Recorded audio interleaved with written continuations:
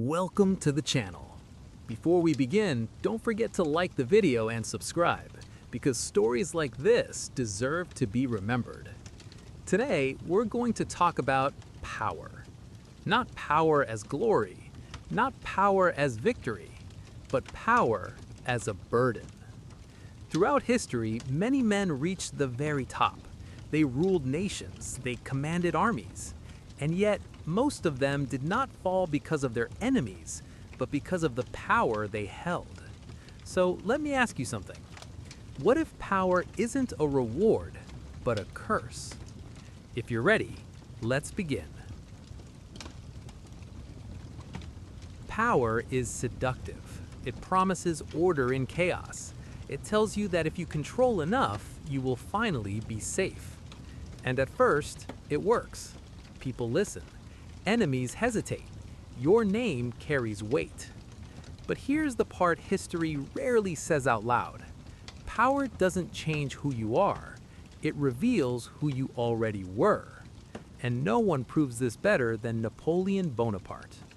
Napoleon didn't inherit power. He fought for it. Born into a minor Corsican family, he rose through talent, discipline, and relentless ambition. At first, he looked like exactly what France needed. Order after chaos, strength after revolution. People didn't fear him, they trusted him. And this is where the curse begins. Because when power comes from success, you start believing success will never leave you. Napoleon stopped asking questions. He stopped listening. And slowly, very slowly, power stopped being a tool and became his identity. So let me ask you this. Was Napoleon chasing power, or was he already running from something else? At some point, Napoleon stopped seeing limits. Every victory reinforced the same dangerous idea. I am always right. This is how power becomes a curse. Not suddenly, not dramatically, but quietly. Napoleon began to confuse momentum with destiny. If he had won before, why wouldn't he win again? And here's a question worth asking. How many leaders fail not because they are weak, but because they believe they are untouchable? Napoleon didn't lose France in one battle. He lost it in his mind long before the cannons fired. Russia was not just a campaign, it was a warning Napoleon ignored. He believed size would replace preparation, that numbers could defeat nature, that fear could substitute wisdom. But power has a habit of demanding more land, more control, more proof. And the moment you stop proving power to others, you start proving it to yourself. Winter didn't defeat Napoleon. Reality did. So ask yourself this. At what point does ambition stop being strength and start becoming blindness? If Napoleon shows us arrogance, Ivan the Terrible shows us fear. Ivan did not fear his enemies the most. He feared losing control. And power feeds on that fear. The more authority he gained, the more enemies he imagined. This is another form of the curse, paranoia. Ivan ruled with absolute power, yet absolute suspicion. Can power protect someone who no longer trusts anyone? Ivan's greatest enemy was not a rival kingdom. It was uncertainty. He had absolute power, yet absolute fear, and that combination is lethal. The more authority Ivan gained, the more isolated he became. Power promised security, but delivered loneliness. And loneliness, in the mind of a ruler, quickly becomes suspicion. Ivan created enemies where none existed, not because they were real, but because power had taught him to expect betrayal everywhere. Here is the cruel irony of power. The higher you rise, the fewer people you trust. If power isolates you from everyone, is it still power or just a prison? Now, let's go even further back in time, to a man who unified a civilization and then spent the rest of his life terrified of losing it. Qin Shi Huang, the first emperor of a unified China. He had what most rulers could only dream of: total control. And yet, his greatest obsession was not conquest, it was immortality. Power could conquer nations, but it could not conquer death, and that terrified him. What would you do if you had everything except time? Qin Shi Huang searched for eternal life. He trusted alchemists. He banned books. He silenced thinkers. Because power, when threatened, always turns against knowledge. This is another face of the curse: fear of being replaced. The emperor wasn't afraid of rebels. He was afraid of being forgotten. And that fear shaped an empire built on silence. Can power survive without truth? So far, we've talked about rulers who had too much power. Now let's talk about the opposite. A man who had power but never truly held it. Louis XVI of France. Born into a throne but unprepared for its weight. He did not seize power, he inherited it. And that made all the difference. Is power still power if you're afraid to use it? Louis XVI was not cruel, he was not paranoid, he was not obsessed with control, and yet his reign ended in disaster. Why? Because power doesn't forgive hesitation. In times of crisis, indecision becomes betrayal. Not because it is evil, but because it creates a vacuum. And nature, especially political nature, hates vacuums. Now step back for a moment. Different centuries, different continents, different cultures, yet the same outcome. Ivan feared betrayal. Qin Shi Huang feared death. Louis XVI feared decision. Different fears, same collapse. Because power doesn't destroy rulers, fear does. What if power itself isn't the curse, but what it reveals inside us? Power doesn't create monsters, it reveals them. It amplifies what already exists. Ambition becomes obsession. Caution becomes paralysis. Fear becomes tyranny. This is why history repeats itself, not because people don't learn, but because power always tests the same weaknesses.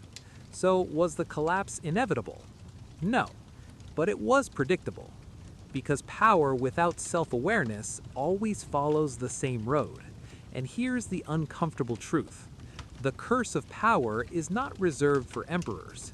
It exists anywhere authority exists, in governments, in institutions, even in ourselves. If power came to you today, would it reveal your strength or your fear? Let's slow down for a moment, because here's the mistake most people make when talking about power. They think power acts, but power doesn't act. People do. Power is not a force of nature. It has no will of its own. It simply amplifies what already exists inside the person holding it. So the real question is not, why did power corrupt them? The real question is, what was already there waiting to be revealed? Think about it. If power automatically corrupted, every ruler would become a tyrant. But history shows us something more uncomfortable. Power doesn't change everyone the same way. It exposes. Now ask yourself this. Why did Ivan turn inward, seeing enemies everywhere? Why did Qin Shi Huang chase immortality instead of peace? Why did Louis XVI freeze when action was required? Different answers, same mechanism. Because power removes excuses. When you are powerless, you can blame circumstances. When you hold power, there's nowhere left to hide. And that is terrifying. There is a moment, rarely recorded, never celebrated, when a ruler stops serving power and power starts demanding service. It doesn't happen overnight. It happens quietly. At first, power feels like responsibility. Then it feels like necessity. And finally, it feels like entitlement. This is the turning point. The moment a leader stops asking, "What should I do?" and starts asking, "How dare they oppose me?" Every historical collapse passes through this phase.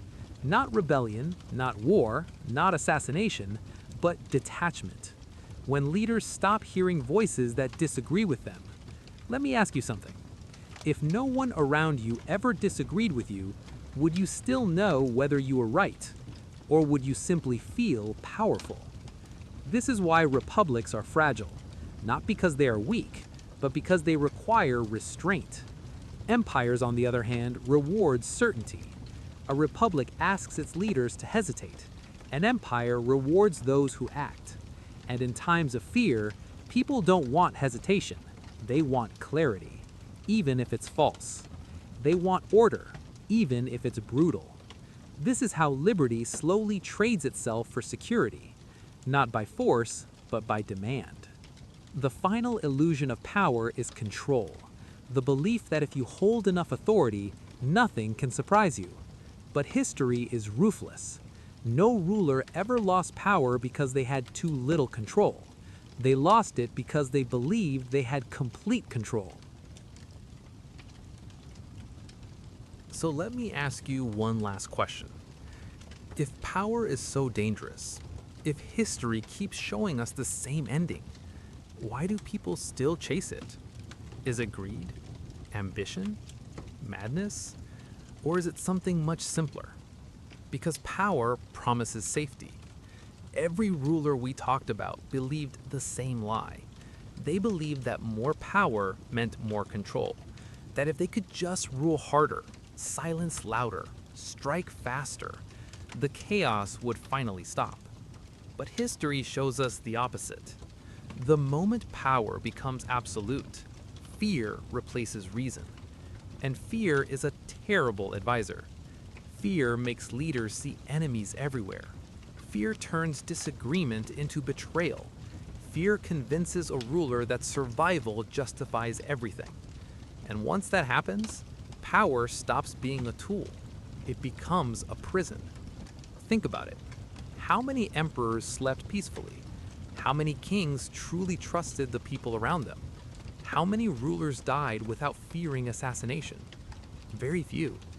Because absolute power isolates. The higher someone rises, the fewer voices they hear, until eventually they hear only themselves. And that is where the curse begins. What destroys empires is not rebellion, it's paranoia. It's the moment a ruler stops asking, "Am I right?" and starts asking, "Who's next?" That shift from responsibility to survival is the silent collapse of power. Rome didn't fall because of barbarians.